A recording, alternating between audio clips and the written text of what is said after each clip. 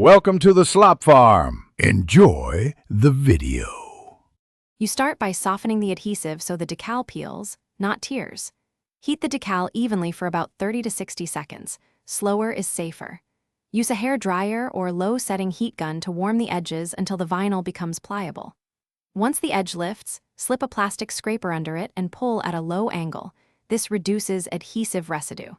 Make sure to protect surrounding trim with tape and keep the glass shaded so it doesn't overheat and crack. Continue by methodically peeling and treating remaining glue. You should peel at about a 45 degrees angle. Slow, steady motions prevent tearing.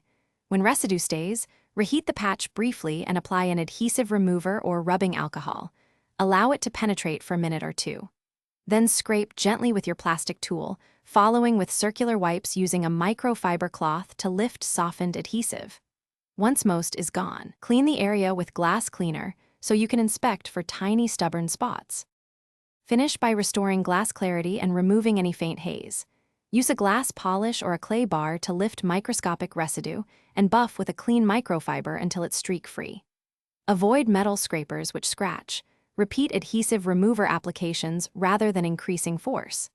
If a patch refuses to come off, here's the key tip.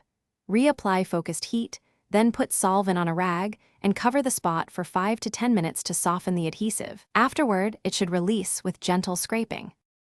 Thanks for watching. Consider subscribing if we helped you today.